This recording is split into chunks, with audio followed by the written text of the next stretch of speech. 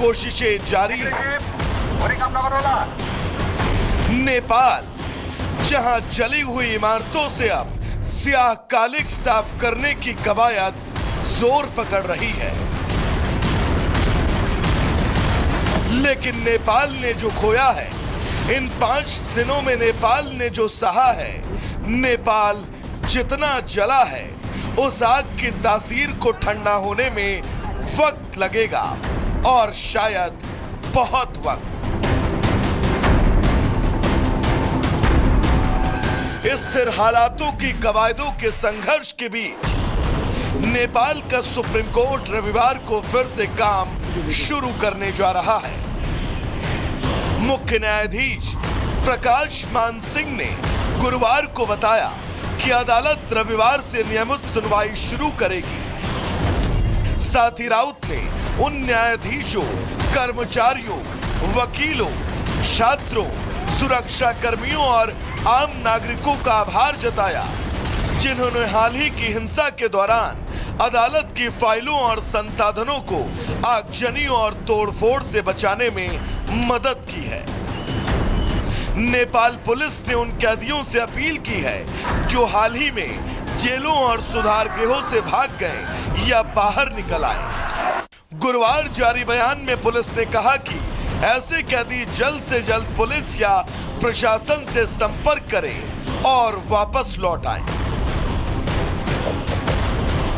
Nepal police के प्रवक्ता DIG Vinod Ghimire ने बताया,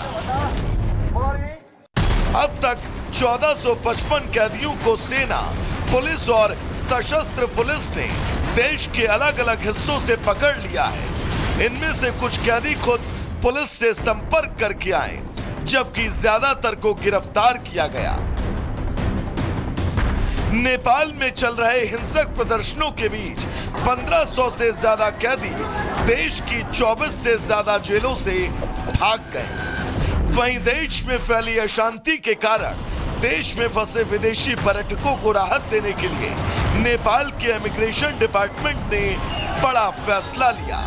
डिपार्टमेंट ने घोषणा की है कि 8 सितंबर के बाद जिन विदेशी पर्यटकों के वीजा की मियाद खत्म हो गई है, उनके वीजा को मुफ्त में रिन्यू किया जाएगा।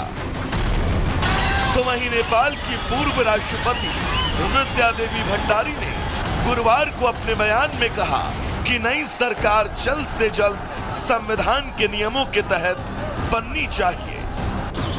यानी नेपाल का हर जिम्मेदार नागरिक नेपाल में फैली अस्थिरता के बीच स्थिरता की कोशिशें कर रहा है, लेकिन नेपाल की सियासत और नेपाल में शांत हो चुका प्रदर्शन क्या आगे भी शांत ही रहेगा, इसकी गारंटी लेने वाला फिलहाल अभी तक कोई नहीं है।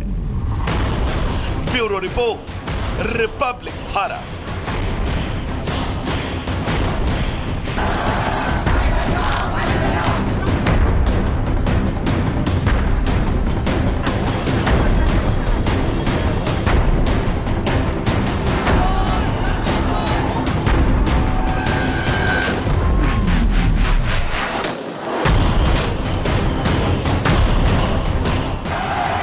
नेपाल, जहां स्थिरता की खातिर अब पुरजोर कोशिशें जारी हैं।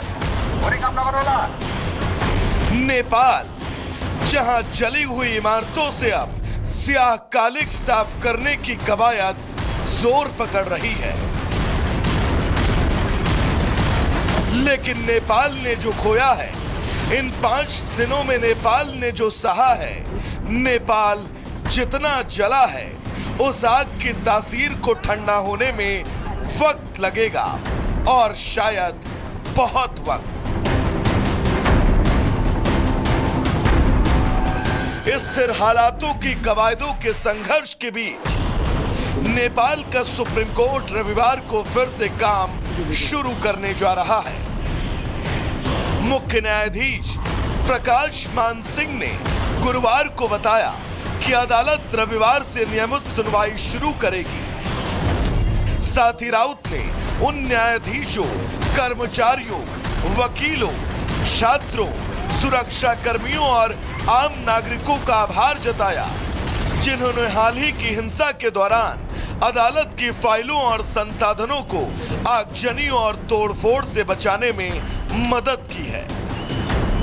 नेपाल पुलिस ने उन कैदियों से अपील की है जो हाल ही में जेलों और सुधार गृहों से भाग गए या बाहर निकल आए। गुरुवार जारी बयान में पुलिस ने कहा कि ऐसे कैदी जल्द से जल्द पुलिस या प्रशासन से संपर्क करें और वापस लौट आए। नेपाल पुलिस के प्रवक्ता डीआईजी विनोद घिमिरे ने बताया,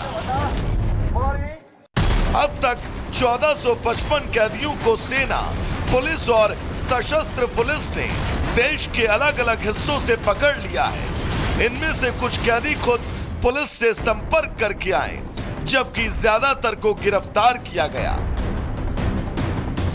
नेपाल में चल रहे हिंसक प्रदर्शनों के बीच 1500 से ज्यादा कैदी देश की 24 से ज्यादा जेलों से भाग गए। वहीं देश में फैली अशांति के कारण देश में फंसे विदेशी पर्यटकों को राहत देने के लिए नेपाल के इमिग्रेशन डिपार्टमेंट ने बड़ा फैसला लिया।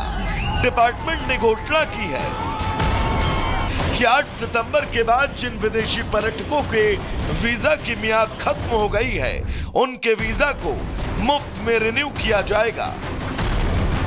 तो वहीं नेपाल की पूर्व राष्ट्रपति विद्या देवी भंडारी ने गुरुवार को अपने बयान में कहा कि नई सरकार जल्द से जल्द संविधान के नियमों के तहत बननी चाहिए।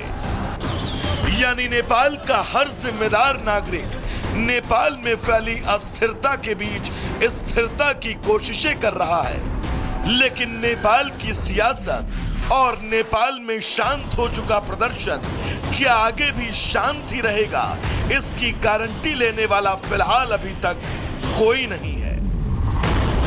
Bureau report, Republic Bharat.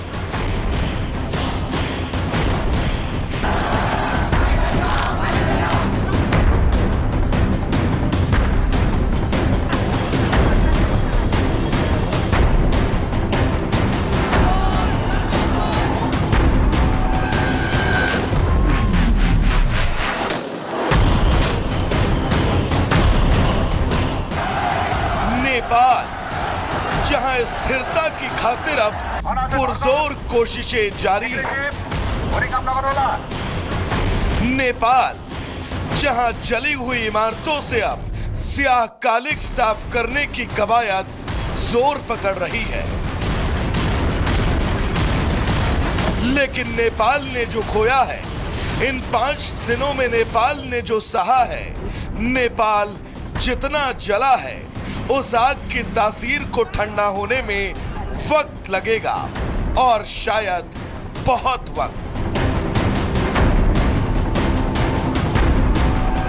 स्थिर हालातों की कवायदों के संघर्ष के बीच नेपाल का सुप्रीम कोर्ट रविवार को फिर से काम शुरू करने जा रहा है।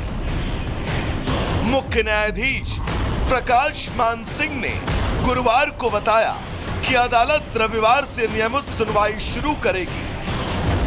साथ ही राउत ने उन न्यायाधीशों, कर्मचारियों, वकीलों, छात्रों, सुरक्षा कर्मियों और आम नागरिकों का आभार जताया, जिन्होंने हाल ही की हिंसा के दौरान अदालत की फाइलों और संसाधनों को आगजनी और तोड़फोड़ से बचाने में मदद की है।